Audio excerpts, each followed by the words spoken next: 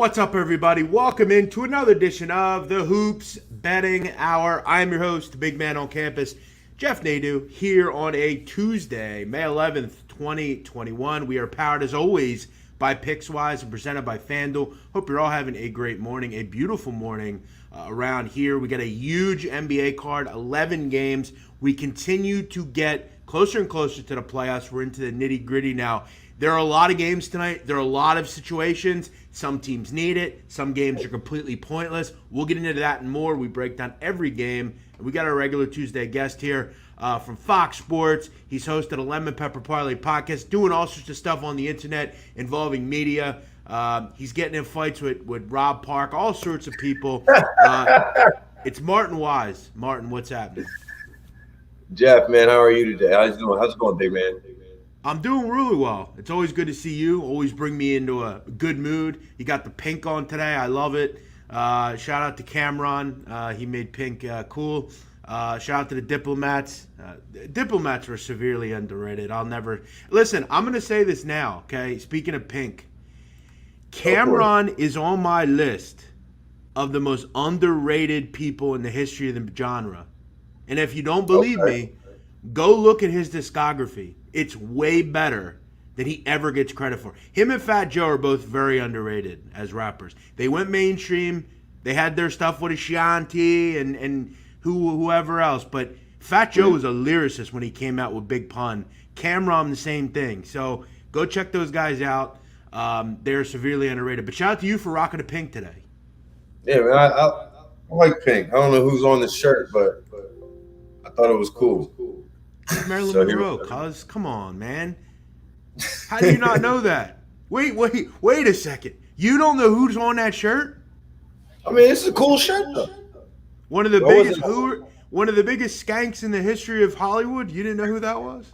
I mean, I wasn't 100%. I know who Marilyn Monroe is, but I wasn't 100% sure that this was supposed to. That is Marilyn Monroe. Yeah. Marilyn Monroe with the pink bandana holding the diamond. That's a dope shirt, though. I'm not gonna lie. I gotta be honest. I like that a lot. I appreciate it. But yes, that is Marilyn Monroe. Girlfriend to the stars. JFK, Joe DiMaggio, gangsters. Didn't matter with her. She loved everybody. Shout out to Marilyn. She was making it cool to sleep around before it was cool to sleep around. But she was a great actress as well. Don't forget that. Okay, let's get into the show. We thank you all for watching. We thank you all for joining us here today. As always, a lot of people check us out live. People check us out on the replay. Wherever you're doing it, make sure you hit the subscribe button if you enjoy what we're doing here. Again, we break them all down. Every game, props, over-unders, lines, first halves, whatever. We break it down here on the show. I bring on a bevy of great NBA handicappers every day here. And we got a busy week. A lot of games. Let's get into it real quick. Just a quick recap of the 6-game card last night. I had a pretty good night. 2-1. Came in with a couple winners. How easy was Portland's team total over against the gutless Rockets? That one was easy. What'd they have, 80 at the half? It was pretty impressive. They had 50 points in the first quarter. Yeah, that's a good call by you. Yes, you're right. I also had the what else did I have last night? I had the Pelicans +9. Just seemed like too many points, and it was. Pelicans got close. They had some shots, but they weren't able to do it. Really nice third quarter for the Pelicans. They were down at the half. They had a nice run. Actually took the lead at one point. I think they were up by 6. Weren't ultimately able to win. But the Pelicans had a must-win. They didn't end up winning, but they put a good game up. And look, we fell short with Steph Curry. Look, I'm not going to lie. It's one of those plays that I'm going to keep making, right? Last night, it wasn't a great matchup. I mean, Jazz are good defensively. We know Royce O'Neal's a good defender. And I thought initially early, Steph Curry hit a 3 30 seconds into the game. And I'm thinking, awesome, here we go. But he had a tough night shooting. I think he was 3 for 13. Either way, pretty much has the game winner. Steph Curry's it's all or nothing for them with Steph Curry. They have nothing else right now outside of him. No, I mean, and that was the game I gave out yesterday. Was the Warriors +2. So nice. I was just with no Mitchell and no Clarkson. With no Mitchell and no Conley. I just didn't think that the Jazz would be able to. I mean, you see 41 points coming out of Jordan Clarkson? Because I did. No, and that's the thing. Like the Jazz, since Mitchell went out and Conley's went out, they just haven't looked like the same team. Now, I'll give them respect. They've had the ability to still maintain that one seed, but no, they don't look like the same team. And they're a little different on the road. I mean, you look at it at home, 31-4. Away, they're 19-15. And Right. I kind of agreed with you. I thought yesterday I would have leaned the Warriors as well. I think it really goaded a lot of people into just taking the Jazz. It was a small number. And look, the Warriors are much better at home than they're on the road. They're a bad road team, but they're a good home team. So nice call by you. But it was a pretty mundane card. The Spurs, that was a nice win for them. Pelicans are out. They're not going to make the playoffs at this point. They couldn't lose last night, and they did. But yeah. The big thing about yesterday for me, and one of the commenters actually brought it up, Anthony, said all the dogs covered last night. That's true. Yes. Which Good call. I know that means nothing for today, but it makes me feel like it should mean something for today. Yeah, no, it will, and it will. If you know anything about lines, you know anything about gambling, the casinos aren't billion-dollar businesses because every night things come in night after night. It doesn't happen like that. But nice call by Anthony. All dogs did come in, and I was happy because I was on one of them with New Orleans. But yeah, it's you got to go with the ebbs and flows of gambling, as they say, right? So you have to figure if 6 dogs come in, you've got 11 games today. 8 favorites are probably going to win. And I'm about to say the dogs will not be barking. Yeah, if you're looking today, you either want to probably look more towards favorites or maybe more props or whatever. All right, let's get into it. We got a lot of them, so make sure you stay tuned and understand where we are. If you have a comment or question, make sure you hit us up in the chat box. At the end, we will do best bets. That's what we do. But we go over every game, so let's get into it. I'm jumping right into it here. I have a play right out of the gate. Denver at Charlotte. Denver laying 5.5. Total 221.5. How about this one? This number has dropped a little bit. When I was looking at it earlier, it was 6.5. So some players coming in and taking Charlotte. Obviously, Charlotte is 8th in the East. They are going to make the playoffs. I don't think it's going to be easy. They have the Pacers and the Wizards kind of breathing down their neck. So this is a big game for Charlotte. They've been able to kind of maintain it, though. They've been able to find ways to win games that they needed. But they've had some weird results. I mean, that Pelicans fourth quarter the other night was a disaster. Yeah. They had a bad loss to the Pistons recently. And a lot of the reason, Martin, for this team's inability to win games has not only been the fact that their offense has just disappeared late, other than Rozier and Ball, but defensively, this team is bad. And mostly it's bad because they have no bigs.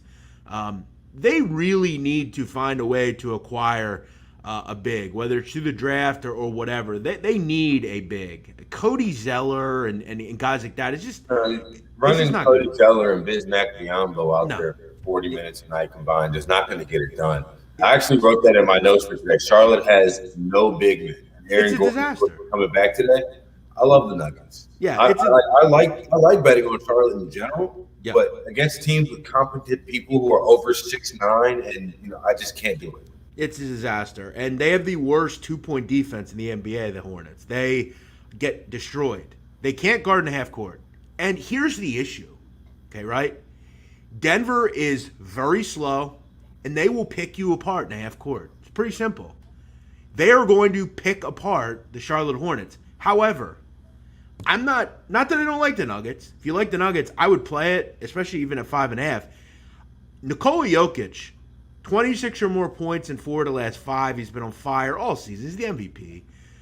And what's all we hear about Nikola Jokic? I think deep down, Nikola Jokic will say it doesn't bother him that he doesn't get talked about.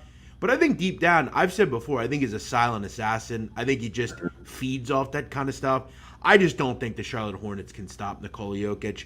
I'm going over 26.5 points for Nikola tonight. I think he has a big game, one of those, 34 and 8 or 9, one of those kind of games.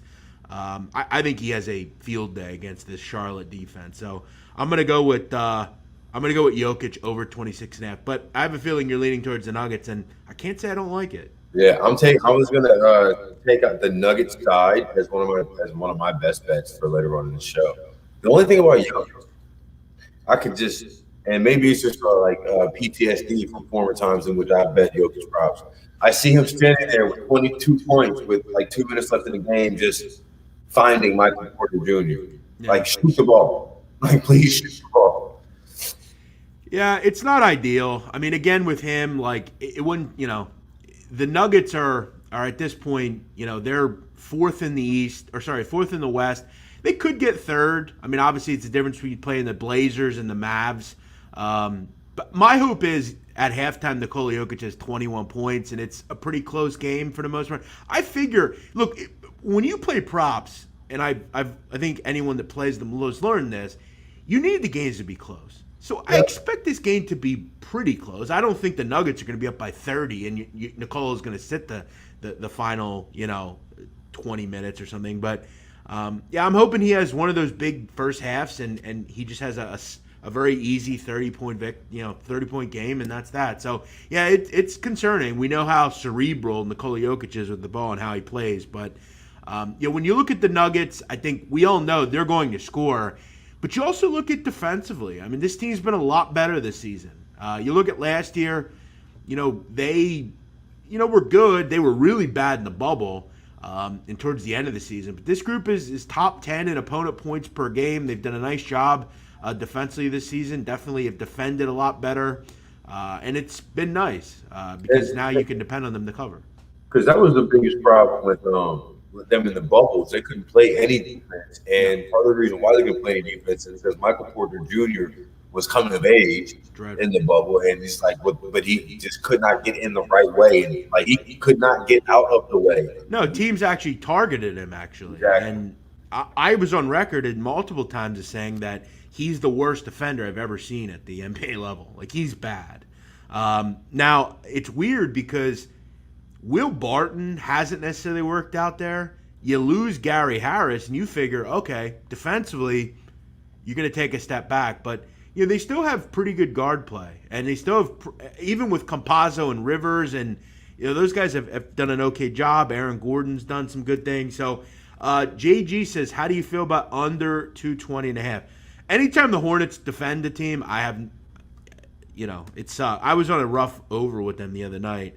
I think the Nuggets are really efficient. I'm sure they push 115 here, so I'm not really running to it in betting. But this game kind of screams 116, 107 to me or something like that. So I would almost lean over, frankly. I was gonna say I don't really dabble in the overs and the unders too much, but I can't imagine taking an under between these two teams.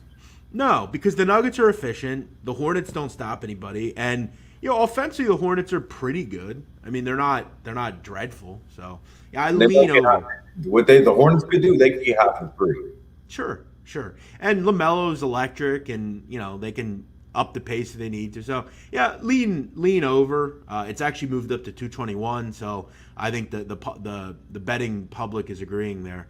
Next one. So I'm going over 26.5 with Jokic. Martin likes the Nuggets. Next one. Timberwolves at Detroit. Timberwolves laying 7.5, total 228. I think the big question for Detroit is who's playing in this game, right? I mean, the Pistons are basically the worst team in the league outside of Houston. They're the worst team in the East. I think it's pretty credible at this point that the Pistons have tanked. They've been tanking for a while.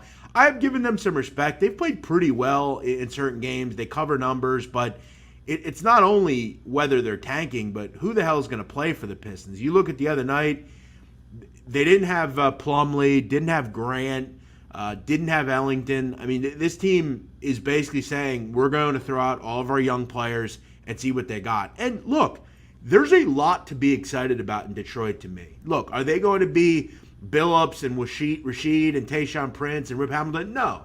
But I have come on the record as saying, Martin, this team will make the playoffs next year. Mark my words. I'm going to say that right now. I think in the draft, they go out and get a really good big. And I'm talking about Evan Mobley. You put Evan Mobley on this team with Stewart and with Plumlee and with an emerging Jeremy Grant and with better guard play with Killian Hayes and Doumbouya, and They're going to be young.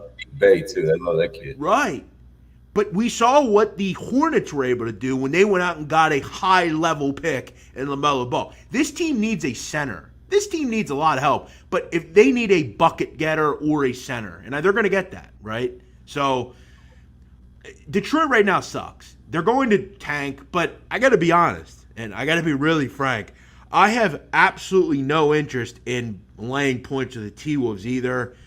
I mean, they're not good defensively. I think if you're going to back the T-Wolves, this is probably the best time to do it. They're actually playing okay over the last month, but there's no capital in this for me to bet this. I don't think anyone wins, in my opinion. So I'm avoiding. I have one for this game though, because as I was pouring down the slate, I was like, this game absolutely sucks, and I feel like I should have something to tell Jeff about it. I like Towns. If you right now on FanDuel, over 30 is plus 166. Over 30 points, you said? Yeah, over 30 points. Towns is averaging about 24.5 a game. He scored 27 versus Detroit the last 2 times they played. And like you said, who's playing for Detroit? So you're thinking he just schools these young guys? I think so. I think he just runs into 25 points in general, and I think that his over-under right now for points is 26.5 and minus 106. So I kind of like either one of those. I mean, 26.5, you're 3 points away from 30. So, but I like. Interesting. Yeah, no, look, he's not the Colin Sexton of his team, because Colin Sexton really does everything. But, I mean, Towns is the best player in the court by a wide margin. We all know that. And, look, I like Stewart. I like Bay. I like these young guys for Detroit. But, I mean, let's be honest. I mean, Towns should take them to school. And he is the catalyst for this team. So, yeah, I like that. I mean, I think, sometimes with props you have to get interesting. You have to get fun with it. I think the straight up just 20 I think that makes sense. But even 30, Karl Anthony Towns has been a guy that, for a long time has dominated in this league. And he's going to get a ton of minutes tonight. You have to hope he gets, because I look at recently, and my concern with this prop is Karl has only played, over the last 3 games, he's only played 30 or more minutes one time. You need him to get 35 plus minutes. I think if he can do that, I think he gets the job done here and has a big game. But you want one of those 35-minute, 32-point performances here. And he should be able to get it. This is a bad defensive team. But I think we could both agree there's not a lot on the bone here as far as to get involved with, in my opinion. These are 2 bad teams. If you bet on bad teams frequently, you will lose. Pretty simple. Also, wanted to shout out everybody. I was actually not going to do the show today. I was going to do some traveling that I had to do. But I looked at my schedule, and I kind of looked at the NBA schedule, and I thought, well, I mean, next week we're going to have a couple of days off, so maybe I'll just do it then. So I'm glad I was able to come on because we have a big slate here, so it was nice to have it. But, yes, next week I'll kind of update people. We will have some days off. There's just not any games as we kind of bridge to the playoffs. So we'll keep all updated on that going forward. All right, next one. Clippers and the Toronto Raptors. Clippers laying 13, total 217.5. I got to be honest, another game I don't have much interest in. Clippers should win this game. Whether they cover or not, I don't know. Toronto's not going to probably play Lowry, Anunoby, Van Vliet. And I think what we've uncovered with Toronto without those players is they probably struggle to get to 100 here, right? Yeah. If they don't have Van Vliet and Lowry going, they're just not offensively, they just don't have it. I mean, their team total is 101.5 tonight. And I think if you're the Clippers, who've been very good defensively recently, this is a game to batten down the hatches and have a good defensive effort, right? I mean, you've done that recently. When you look at some of these games, held the Lakers to 94, held Toronto last time they out to 100, have done some nice things defensively recently. So without those players, you're hard-pressed to think that Toronto gets to 100. But this is a game for the Clippers where when you look at the Western Conference standings, Clippers aren't going to get the 2 seed. They're not going to get the 1 seed. I guess, you're battling a little bit with the Nuggets, but you're not going to lose this game.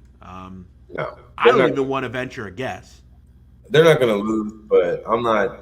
I would take this and parlay it with another game on the board that I think is not going to lose, but I just cannot eat I all mean, of it. even that, I think you have to get interesting with this game. And look, I don't want to get interesting with this game because even with Toronto without certain guys, they're still not Cleveland, they're still not Houston, they're still not Oklahoma City. They have competent players, okay, like Pascal Siakam and guys like that. Here's what I'll say. If you at all want to get involved with this game, I would maybe look at some rebound props for the Clippers. Toronto is one of the worst rebounding teams in the NBA. Maybe you look at, Kawhi Leonard, something like that, over 6.5 rebounds. Ivica Zubac at 7.5 plus 106. The problem with Zubac is he going to play enough minutes, right? Yeah. So, I would maybe look at some props. Toronto is not a good rebounding team, so that would maybe be a venture to go in this one. But, with 11 games in the card, I think these two games are just passes. They're a better fish to fry as far as my opinion. Julian says, good call, and the Blazers team's all over. Thank you, man. Yeah, Houston is dreadful, as they say. All right, next one. I like this one. This should be a good one. Miami and Boston again. I thought Sunday was pretty damn good. Boston had a furious comeback, almost was able to do it, but this has been the issue for Boston. They go down big in games. They have to fight tooth and nail to come back, and they ultimately fall short because, A, they don't have much more than Tatum and Kemba at times, and defensively, this team is not good. Okay, I'm going to keep saying that and keep saying it and keep saying that. I will be fading them in the first round of the playoffs. They're just not very good, in my opinion. Miami, a 1.5-point favorite here on the road. Total is 225. So, Martin, on Sunday, I was on Jimmy Butler's prop, points and rebounds over, 28.5. At the half, he had 4 points. I marked that as a loser. However, I don't know what happened. We lost him. However, so what I was saying is on Sunday, Martin, I had Jimmy Butler over points, rebounds. And at the half, he had 4 points. I marked it as a loser. They had 79 points at the half. He only had 4. So I'm thinking, what are you going to do? What does he do? Has a great second half, and I hit the prop. So I look at tonight and I say to myself, I know the Celtics can't defend. I know that Jimmy Butler is the catalyst on this offense. He just is. I know that they can't have anyone to guard him. They just don't have enough bodies to me, and they're not good enough defensively. In 2 games this year against the Celtics, Jimmy Butler's average is 26 points and 8 boards. All I need him to do is hit his averages tonight from a points and rebound standpoint to hit the over 29.5. I'm going to do it here. Jimmy Butler's been very good recently. He's been quietly very good all season. He is a quiet assassin. I think he's a superstar. It's been pretty clear over the last couple of years how good Jimmy Butler is and what he means to his team. And don't sleep now on the Miami Heat. They're starting to get healthy. They're starting to play good basketball. And they're starting to play well just in time for the playoffs. If Jimmy Butler's in there and he just gives me his averages, I will hit this. I'm going Jimmy Butler, points, rebounds, over 29.5. Do you like anything here? Do you ride Miami again? I like the Jimmy Butler play. Jimmy Butler is one of the players that I love to bet on because he's not going to cheat. Like Russell Westbrook, he's not going to cheat the game. Jimmy Butler is definitely not going to cheat the game. And to your point of him being a superstar, he rises to the occasion more often than not. Jimmy Butler is going to ball when it's time to go. So especially like when there's a guy like Tatum on the other side, and with Brown being out now, there's going to be that much more of an emphasis on Tatum. Jimmy Butler's going to want to be the best player on the court. This line just feels funny to me, dude. This is Celtics line, man. I feel like Miami should be favored by like 3 or 4, and it's making me want to lead the Celtics. Like I see somebody comment, I need money commented Miami Heat money line. I feel like that's an extreme play. Well, here's the thing with the Celtics. I mean, you're still vying to get to that 6th seed, but I mean, you're 2 games back. I mean, the Heat are kind of playing for some stuff as well. I will agree this does seem like a Celtic line, especially being at home here, it's kind of that back-to-back. Here's what I'll say, though, and I'll continue to kind of talk up Jimmy Butler. Jimmy Butler is all about minutes, okay, right? So if you look at Jimmy Butler, the last 4 games he's played 35 or more minutes, listen to these point totals: 33, 29, 25, 26. We need Jimmy Butler in that sweet spot of 33 or more minutes. If we get that tonight, which again, we expect this game to be close. That's important, right? I just don't want people sitting out. But again, this does seem like a Celtic line. And again, when I capped this game, it was 2. It's now down to 1.5. The betting public is not betting Boston to me. So. There's so many reasons why that Miami should be the smart play, right? There's no Jaylen Brown. The Celtics are floundering. Right. They can't finish in the fourth quarter. Miami's on the rise. It's just so many different things. It's tough. And Brad Stevens is on the hottest seat. It's just so many reasons why Miami 1.5 just feels like such a layup. And it feels like the layup I've shot a million times this season and gotten blocked off the backboard. You know what I'm talking about? It just does not feel good. Something about this game feels funny, but I do like the Jimmy Butler prop because Jimmy Butler is going to play a lot of minutes in this game. And plus they want to beat Boston too. They want to beat Boston. Yeah, I think for me, I don't really want to worry about who wins or loses. I think it's a tough game because I do really like the Heat. I've said before the season I thought they would get to the finals again. And look, I still think they're very dangerous. They're very good defensively. They're starting to finally play well. They're healthy. I feel like if you can get that 5 or 6 seed with Tyler Hero being so poor and having guys out and COVID issues, you're still pretty solid without those guys in that play. So I definitely think Miami's on the up and up. But yeah, I'll just focus on Jimmy Butler. Give me 30 or more minutes. I think he hits this. So points, rebounds over 29.5. Sign me up. I like it. Next one, Brooklyn at Chicago. Brooklyn laying 5, total 232. We know all season the Chicago Bulls have been a pretty good bet against the number. Now, the Chicago Bulls are in a tough spot. They're probably not going to make the playoffs. They're basically 2.5 games back. I guess anything's possible to get into that playing game, but you got to put the cards on the table here if you're the Bulls. There's very little shot you're going to make the playoffs. I guess they still have a little bit of a shot with 4 games left, but it's very unlikely. You'll still try. Bulls have been much better, obviously, with Levine back. You look at him and Vucevic the other night. They have 108 points, and those two scored 59. So that just shows you how important Zach LaVine is to this lineup. We also know that Brooklyn is, A, not good defensively, B, not good as a favorite. You look at on the season, they're just not a team that win a lot of games by margin, frankly. And to be honest, too, this is probably, without knowing off the top of my head, like they probably get like Cowboys level action on an NBA slate.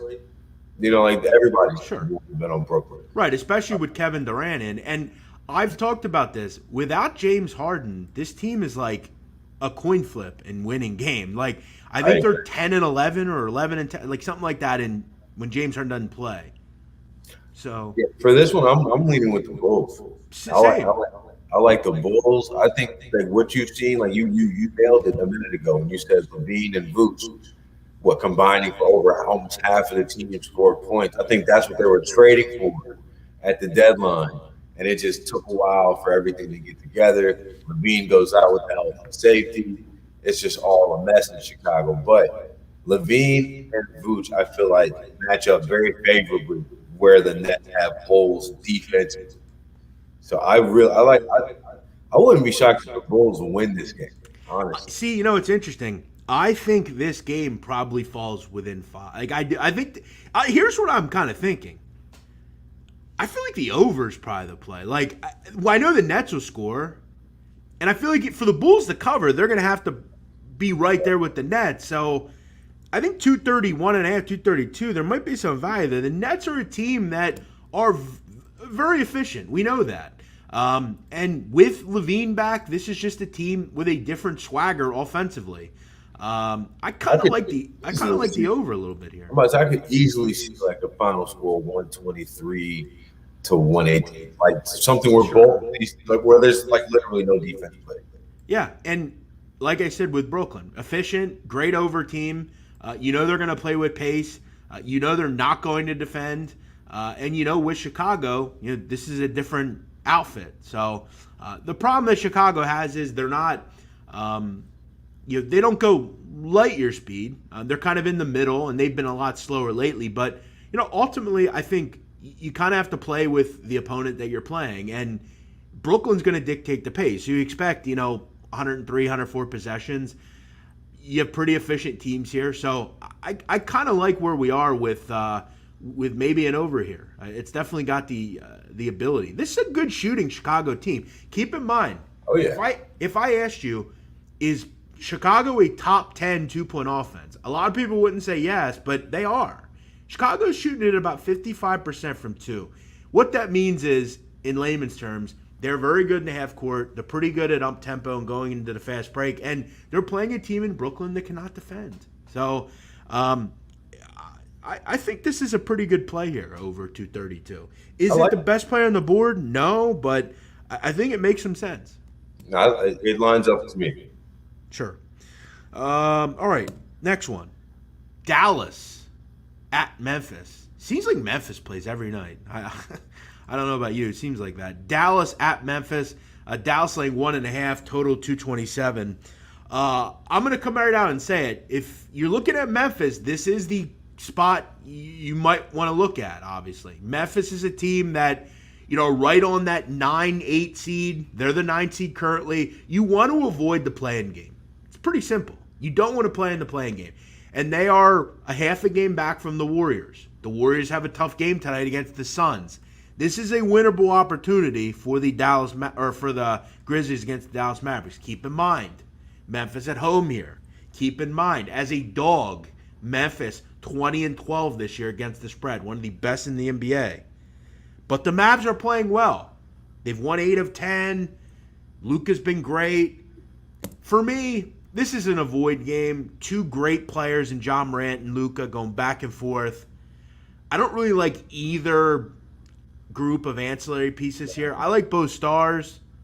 I don't really like betting on this one. Slight lean to Memphis at home, just because I think this game's so important to this group, and they are good as a dog, but I'm avoiding this one from a betting standpoint. Me too. I lean Grizzlies. I definitely lean Grizzlies, especially with Jaren Jackson Jr. back. I think that he and Ja Morant, they had a good thing going before Triple J got hurt. I think that they're going to pick that right back up. This is the game. I know I'm going to be watching this game for sure, though. Like, I'm excited to see what happens in this game. For whatever reason, I really like Memphis. I want to see them do well. It's always good for a young guard to have a good rapport with his bigs, and whether it's Jaren Jackson, whether it's Valanciunas, really solid little team here, and they're going to be in the playoffs. It's just a question of, can they get to that 8 seed? And look, isn't it kind of setting up how we want it here in the West? I'm going to tell you how. The Grizzlies are going to get the 8 seed, and what's Steph going to do? Win that play-in game. You know how this works. Come on, man. I don't need to spell it out for you. You beat Popovich and the Spurs, young Spurs, and everybody's all good with it because Pop doesn't expect the Spurs to make the playoffs anyway. Right. And they blow, DeRozan leaves, and the Spurs are a young group. And next year they probably struggle. That's how this is going to all work. Come on. It's the NBA where amazing happens. Also, keep this in mind. And I want to keep throwing this out because every time I talk about Grizzly games, I want to talk about this. Right now, no one's going to talk about it except for me. Jonas Valanciunas is quietly looking like the best rebounder in the NBA, and he has been for a while. But you look at his rebound numbers recently. He has been blowing these rebound props out of the water. I mean, he has had 15 or more rebounds in like 5 of the last 6 games. This guy's been on fire. So keep him in mind when you're looking at props. When you look at Dallas from a rebound standpoint, not great. I mean, below average rebound-wise. So you have Valanciunas at 12.5. They throw out every night. That's kind of his average. So Valanciunas has been defying the odds on the glass. He doesn't do a ton else, but he's a very good rebounder. And as we saw with a guy like Dennis Rodman over the years, being a great rebounder gets you a big-time role on a team. So I'm not saying he's Dennis Rodman, but he's a great rebounder. This is an interesting point. I think a Vucevic prop is a safe bet. Brooklyn can't guard good centers. Yeah, that's very obvious. And look, the props in this game go hand in hand with what we talked about. We expect the high-scoring game. But you're right. Vucevic is good, and Brooklyn is a disaster. Are they Charlotte against bigs? No, but they're not good. They got completely destroyed. And they're fine. Like when they're coming down the stretch, they got Kevin Durant guarding the biggest guy on the court, and that's just not ideal. Sustainable, ideal, feasible, whatever word you want to use. It's not what you want. Right. I don't hate that either. All right, let's move on to the next game. My Philadelphia 76ers against the Indiana Pacers. Sixers laying 6, total 234. I think this game is the biggest rat line of the day. Okay. The Sixers, all they have to do over the next 4 is win 2 of them. This is an Indiana team that on paper has no shot against the Sixers, yet this line is sticking at 6. I think it's going to go to a lot of people into taking Philadelphia. And look, I'm going to tell you right now, if you take the Sixers, I don't blame you. They've been very good recently as a favorite. They've been blowing teams out. But they have had the occasional slip-up against New Orleans. Remember that game? New Orleans had nobody playing. They found a way to hang around. Say what you want about Indiana, but they have a couple things going their way right now. Sabonis is really good and occasionally gets under Embiid's skin. You've got some questionable Embiid tonight. I'm going to come out and say it. I don't think he plays. I have some weird thought about it. Brogdon might play. Karis LeVert's playing at a high level. There's a lot to like here about maybe taking a little shot with Indiana. Am I going to do it? No, for 2 reasons. They don't cover any numbers, and they suck defensively, and their guard play stinks. But if Brogdon plays, which don't get me surprised if he does, I think Indiana's sneaky tonight. Now, when I was scrolling, you look through the lines. I normally give one pick out a day, right? So I'm trying to figure out which one do I really, truly like the best.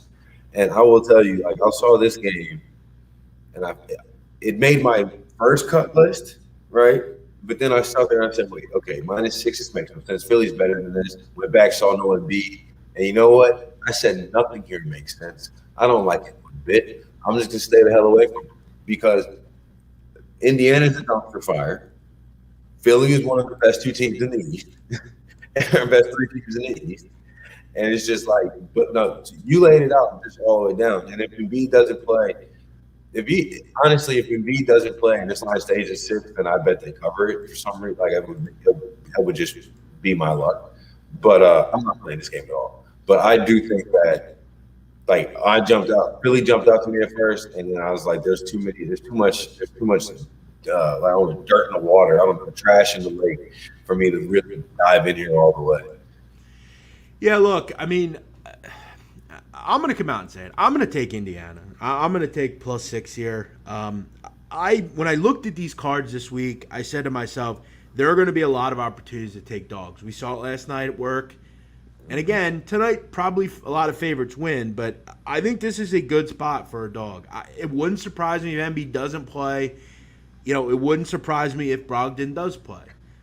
When you look at Indiana right now, okay, this team is, basically on the outside looking in. And we've talked, the Hornets are kind of on the ledge. This team has struggled recently. They're probably going to lose tonight. This is an opportunity for Indiana. And I know the Sixers don't lose often. But the truth of the matter is on the road, they're 20-14. They're better than they were last year. It was hard to be worse. But I think they're a little bit more human. And, Curry was out the other night. He may not play tonight. So you might see a game where the Sixers say, Let's just try to get out of here with a win. 6 points is a lot in the NBA. I'm You going know, to take Indiana. This is a play I'm on. see, this is a game that maybe 2 months ago I would have given out Philly as the pick, and then as the day progressed, Starting to wise up a little bit. then Embiid, it comes out like around 3 o'clock. Fantasy Lab tells you that Embiid's going to rest, and then Curry gets scratched at game time, and then all of a sudden your -6 looks way worse than it did when you booked it at 10 o'clock in the morning. And remember, we've seen this whole thing before. When you take Embiid away from this team, they're a middle of the road type of group. It's just that simple. And now you're starting to see when you type Joel Embiid in the search bar on Twitter, what you see right after it? MVP. Illness. Oh. Why do I have a feeling Joel Embiid is going to have a little cold tonight or something? Or Joel Embiid do have a stomachache. Yeah, and that's So, that's what he does. Now this year, I will give him some credit. I mean, he's been very good.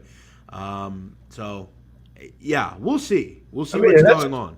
I mean, and to be fair, the guy's been in. We talk about CP3, talk about other guys. He literally has been in the MVP conversation since day one, in part because he's been so durable this year. No, So- and I think outside of Jokic, Joel Embiid is the MVP. I mean, he just I'm can saying play. you've heard like guys like Chris Paul or people will say Steph. Listen, but it's in between Jokic and Embiid. You can talk all you want about Chris Paul. I love Chris Paul, by the way. He's a Hall of Famer. He's had a great season, and they're nothing without him. But look, I get talking about other guys, but you're not going to give it to anyone but Jokic. I know no one likes Jokic. He's boring. Nobody. But at the end of the day, he's been the most valuable. He plays every game. He gives everything. Like, he's the MVP. It's just that simple. I know other people want to talk about it and everything, but that's just how it's going to go. Keep in mind also here, Thibault out as well. That's a big loss for the Sixers. Pacers is the best. It is. Furkan Korkmaz is out. That's a shooter off the bench. Listen, Thibault's really good defensively. They're developing him into the next Iguodala, Tony Allen type. They want him to defend the best player on the opposite team. Karis LeVert might have a big game here, prop people. This is starting to be very rat line to me. And again, real quick, Jeremiah Johnson, sideline reporter for the Pacers. Non-COVID illness for Embiid. Come on, get on the Pacers here, people. I'm in. That's a good call. I don't think I'm taking that one from him. Yeah, already bet it. +6. I'm in. Okay, next game. We'll get the best bets at the end. We got 4 more to go here. And this one ain't going to take long. Bucks hosting Orlando. Bucks laying 13. Total 229.5. It's become abundantly clear over the last week or so the Orlando Magic are done. They couldn't care less about the season. That was pretty evident the other night when guys like Cole Anthony were resting. They don't care. The season's over for the Magic. It was over a long time ago. They're not going to compete. When they made the trades, yes, that was that. But I got to tell you, when you look at the Bucks, what are they really playing for here? They've shown in certain games recently they don't have any care in the world to cover big numbers like this. Do I trust the Magic enough to cover? No. Do I trust Milwaukee enough to cover? No. So I just really put PASS on this one and moved on. Yeah, I know you don't watch the games that you bet, but I do. There's no way I would spend a second of my day. I can't. On an 11-game slate, if this is what you end up with, I'm sorry, pal. No, I agree with you 100%. And I will revise that. I don't say I don't ever watch the games I bet. When I bet overs, I usually watch them because when you bet an over, it's actually fun to root for because you're rooting for offense. Listen, I'm going to tell you this now, and I have no problem saying this. For anyone that clips these at Pickswise, because I believe Kelsey does those. Listen, Kelsey, clip this and put it out. If you bet an under and watch the game, you're a nut lunatic. Like a complete lunatic. I don't know how you could sit there and do that. I don't. Because I just don't. I'm a basketball guy. It's not easy, especially in the NBA, because they're the best of the best, and watching them and hoping they miss is agony. But it's different than betting an under in football, right? Because under in football might legitimately be a strategy play, right? Whereas basketball, under basketball, you're just betting that people are going to miss shots. Right, and basketball is the only sport really that on every single game, every single play, you have the opportunity to score. Football, there's a lot of plays where it's just a run up the middle or an incomplete pass or whatever. You can always score in football in any play, but it's not normal to happen. In basketball, it's up and down. It's just a nonsense, lunatic move to do it. It's like getting a cheese grater, near where you don't want it to be. You don't want to do it. It's agony. Okay. Spread a stare does it. That doesn't surprise me. Spread a stare. You seem like you're a great guy. I love you, but you do seem like a bit of a lunatic deep down. And it wouldn't surprise me if you do watch games, then have unders and bet. It's just a lunatic move, and I can't do it. But hey, to all is all. Whoever you do what you do. That's your thing. I wouldn't do it though. It's hard. Okay, let's move on from this crap game. All right, next one. Lakers, Knicks. How about this one for the basketball purists? They love the Knicks. They love the Lakers. It is a throwback to the Clyde Frazier, Jerry West days, to the Shaq, to the Anthony Mason, to the Oakley day. I mean, just a great basketball history type of game. And it's actually a pretty good game on the forefront. What are we going to hear tonight? LeBron's back. The most hypocritical player in the history of basketball is back.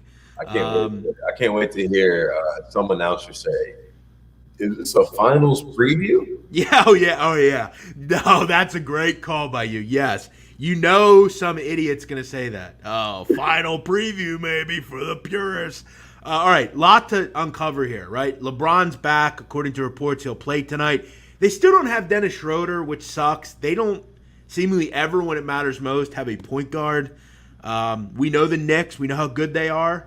We know that the betting public love LeBron, and they overrate how important he is to the number. And he is important to the number. We know that. But when you look at the games tonight, there might not be a more meaningless game for a team than the Knicks. The Knicks are playing for nothing at this point. Nothing. They're not going to elevate. They're not going to downgrade. And you could make the case there's no one with more pressure right now to win and win comfortably than the Lakers. You got LeBron back. And one thing we can say about LeBron, for as hypocritical, for as egotistical, for as great as he is, we know deep down he wants to rip everyone's heart out and say, come on, you doubted me, I'm back. I'm making a case tonight. Yeah. So again, if LeBron plays, which it looks like he will, the Knicks aren't playing for anything. I think when the Lakers have LeBron and AD, they're very good. I still don't think they're as good as they should be offensively, but they're very good defensively. I would lean towards taking the Lakers here, but there's a lot of unknowns. I still think the Lakers can be really tough just with how they are, and I still don't think they have a point guard, and that's tough. And the Knicks are tough too, but they don't have much they're playing for here. It's a rough game. I think it'll be a good game to watch, but as a neutral, I don't have any interest in betting it. I lean Knicks only because Doesn't surprise me. Well, it's just only because, the nature of my job, I follow LeBron James and the games that he's played in the game with more than anybody really should, honestly. And this to me screams, right? Look, all this. There's no scientific backing behind this. It's my anecdotal thoughts, okay? LeBron, all of this, Anthony Davis at the post game saying LeBron he looks just fine. He'll come out, he'll play fine, he'll be great, he'll be healthy. I think he'll look good. But this is the type of game that I feel like Lakers, LeBron either wins this game by one or loses by one, and Skip Bayless is talking about it tomorrow morning and saying, I told you so. This doesn't matter that LeBron is back healthy. Like that. Yeah. Listen, LeBron can literally, get a new pair of sneakers and they're going to talk about it. I mean, that's just how it goes with him. And he is polarizing. And look, quite frankly, recently, LeBron James has been pretty unlikable, in my opinion. Is he a great basketball player? Yeah. But, like, his behavior with, like, the playing game stuff was just whack. I mean, that's something that Coach Krzyzewski does, that kind of stuff. And Coach Krzyzewski's a rat. He always has been. He's a scumbag. You don't feel like LeBron, if this wasn't affecting LeBron, he'd have said nothing about the playing game. That's LeBron's MO. He talks about stuff when it affects him, but when he has no value in it, where he is not making money off it, or he is not involved, he doesn't want to talk about it. And again, we could talk about this with the Communist Party of China. He doesn't talk about that. And we could it's a hypocritical move by LeBron. It always has been. You want to talk about it, and that's fine, you should. But make sure you talk about everything. And that's one thing as a person I always am willing to talk about. I'm not one that sits on either side. I just want to have a fair shake at everything. And I just think LeBron has been pretty unlikable recently with his behavior. But I know deep down LeBron is a gamer. And in games like this, I have seen in the past, maybe a prop's worth a look here. And I think LeBron, if he's in there, I think he takes over probably. And, deep down we've seen the Knicks struggle with teams and players that are just better than they are. So we'll see. It's a tough game to bet, though. It'll be a good game to watch for sure. And as you said, there'll be a ton of talking points tomorrow about it. Oh, yeah. And that's what we want ultimately. All right, two more. OKC at Sacramento, another game that I don't think we'll have to spend much time on. Sacramento laying 10.5, total 223.5. De'Aaron Fox is not going to play. I don't know when he's not going to come back. No. The Kings aren't making the playoffs, so De'Aaron Fox's season's over. Get healthy, come back next year, and disappoint again, Kings. That's literally, this was my thought when I saw this game. Yes. But here's what I'll say. I find this interesting because this game, to me, is all about the injury report. And it's pretty simple. If Luguentz Dort doesn't play, the Thunder will lose by 20. If Luguentz Dort plays, they may win. He's a pretty important player. Yeah. Because he's way better than everyone else. He's solid. He's the best player on that team. And you may remember in the playoffs, he had Harden in a lot. I know. Games. I'm not trying to say he was the hardest stopper, but he had him tough. He had a game in the playoffs last year when I said to myself, wow. Because I love defense. I love watching guys defend. Like, even in college basketball, I love, like, Virginia and teams like that. I was enthralled by his defense. Like, it was incredible. He did amazing things against – and I haven't said that for a long time in the NBA. Like, they haven't had, like, that – Tony Allen or Tayshaun Prince. Like, they haven't had defenders like that a lot recently. Who would be the – there isn't – I can't even think of Iguodala maybe? But, I mean, like, this year, like, who would they be talking about would be, like, the guy. Thibault? I was about to say Thibault, and Thibault's not – and he's still young. It's like there's not a – I think Dort. I mean, Dort has shown some really good chops. And – is Dort the best offensive player? No, but he's a do-it-all guy. He defends. He makes such a difference. And I'll also throw out another guy. Ty Jerome's been important to this group. I mean, Ty Jerome's giving you 15. Dort's giving you 10 and 12 and 9 boards and 7 assists in defense. That's the difference between losing by 20 or 8. And let me tell you something about Oklahoma City. Here's a stat to blow your mind.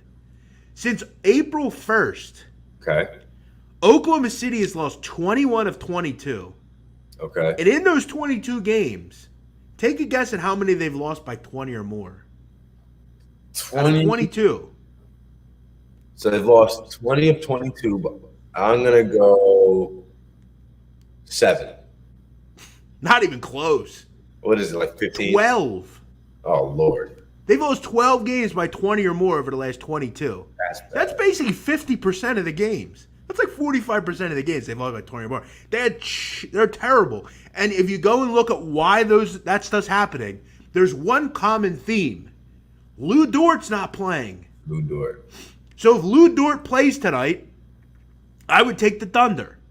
If Lou Dort doesn't play, you know what's going to happen? 126-98, like it happened the other night. And just realistically, I'm not taking anything in this game. But Well, I'm just going to say it. The Thunder go as far as Lou Dort goes. Yes. Because the last two times they played over the last week, these two teams, one game was 103-99. Lou Dort played. It was close. Very, very, very there. The other game was 126-98. Lou Dort didn't play. So there you go. It's pretty simple. The Thunder either win or cover if Lou Dort plays or not. It's that simple. All right, final game. And is it the game of the night? I don't think, but it's a pretty good one. The Phoenix Suns on the road at Golden State. Suns laying 5, total 230. I'll admit, this was not a best bet to me, but I think the Suns are a pretty good play here.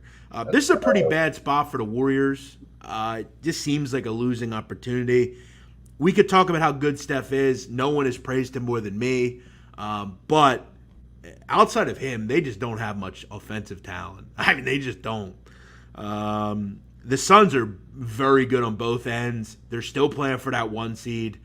And we've seen the Suns in this point spread area where they're like 4 to 6 point favorites, and they always win by 8 or more. 119, 109 or something. That's what I have a feeling this game is. I kind of like the under a little bit, and I kind of like the Suns.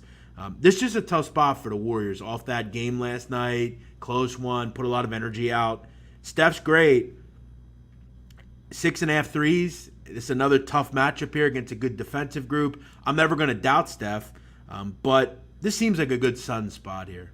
I actually gave out the Suns for my pick of the day today. I like the Suns a lot. I like Warriors it. off the back-to-back. Steph Curry and Chris Paul know each other very, very well.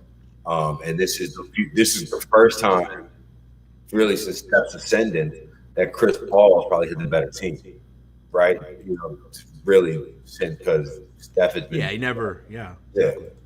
So you got a little rivalry there. Phoenix, the last couple times out, they got blown up by Atlanta. They had that crazy overtime game in Cleveland where they ended up covering 14 at the end, and then and they only beat Oklahoma City by 3 the very last game they played. So I think the Phoenix is going to come out here and be ready to kind of kick ass.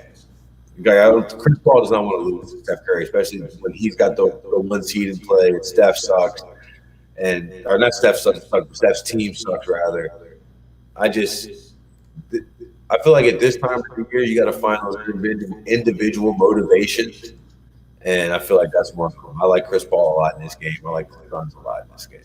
So yeah, I mean they're just better defensively. They're better offensively. There's a lot to like about the Suns, and they're playing for a lot right now. Golden State is really hanging on by a thread. And again, I don't think they're going to get the 8 seed. I think they're going to be in that playing game, and Stephen Curry will have that big-time game, and he'll dominate the Spurs, and they'll go to the playoffs anyway. So it's pretty simple. That's what's going to happen. Okay, let's wrap it up with some best bets and get on out of here. It's been a big card today. It's been a long show. For me, it's pretty simple. I got 3 plays. I'm going to go Nikola Jokic over 26.5 points.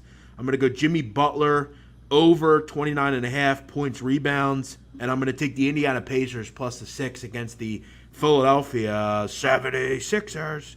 And Martin Weiss, what do you like? Are you going to go Suns and what else? So I got Suns. I like it in -5.5 earlier today. I got Suns -5.5 and Nuggets -5.5 versus the Hornets. And I'm going to go ahead with my Towns over 26.5. I like that. I really like that. I think, getting into the 30s might be tough, but I think he's going to have the opportunities against a young, up-and-coming. Now, again, this is great for these young guys, because this is a great matchup to have. You want to get stuff under your belt. Also, keep an eye on that Kings game, right? If Lou Dort plays, maybe a little shot with the Thunder, maybe. Weirdly enough, watch the Thunder win as like big dogs or something. That's what they did. That's the very first show that we did. I said the Thunder only had 7 NBA players, and all 7 of them went. Oh yeah, against the Celtics. Versus the Celtics. Yeah, I remember that. I think that was the only game they won over the last 22. It wouldn't surprise me. Yeah, how about that? As always, we thank you for watching. We thank you for joining us. We are here every day. I'm here every day breaking down the cards. We'll break them down all week here as we head into the playoffs. It is an exciting time. A lot going on, a lot to do in the NBA, and it's going to be a fun playoffs. And we'll look forward to having Martin back. Martin, tell us where we can find you, what you have going on right now. On Twitter at Martin Weiss, on Instagram at _Martin Weiss. But I'm just posting my daily picks on Twitter. The Lemon Pepper Parlay podcast comes out on Thursday. So be around Parker, where I'll pick the game for Thursday night, and we'll go back and forth. I think actually this week we may have a going to work Piston on the show this week. So got fingers crossed. Hopefully he can make it. He's not one of the bad boys, but one of the 04 going to work Pistons. Oh, that's awesome. One of my favorite players ever is Rip Hamilton. Well, you may want to tune in on Thursday. Well, I can't wait. Shout out to Coatesville. Please tell him this when you talk to him. Tell him you deal with a guy. He's a stone cold gambler, and he is from close to Coatesville. Shout out to Coatesville. It's about a half hour from me. Random story about Coatesville. Go for it. In high school, I was probably the most notorious high school basketball fan in the history of this state. They changed rules because of me and my friends at games. It's that simple. You can ask anybody that knows us. Okay. And when we were in high school, our team was very good, our basketball team. We went to the state title, not title, but the state playoffs. And we played a team called Simon Gratz. And if you know anything about Simon Gratz, they're a public league team in Philadelphia. Rashid went there, Aaron McKee, a lot of legends. They're a big-time basketball school. And my school is pretty – it's not all black, it's not all white. It's kind of in a mix. It's very cultured, let's just say that. Now, Simon Gratz is in the city. It's up on Cambria. It's a all-black school. So we go down to Coatesville. It was a neutral game. We go down there, and we were rowdy, very rowdy. And it was the final game of the season for us because they blew our doors off. We're down like 25 with 4 minutes to go. And we start some chants. We're still having fun. We started getting a little rowdy with some of the players and stuff, and we were kicked out, me and 4 of my friends. Now, I want to make this clear. The 4 of my friends that got kicked out with me, none of them were white. I was the only white guy to get kicked out. We go out into the lobby, and we didn't have to leave the building. We just had to basically sit outside of the doors. So we were waiting for our friends to leave, right? I feel like that was kind of nice of them to that kick you all the way they didn't out. make us like leave the premises. They were just like, get out of here, right?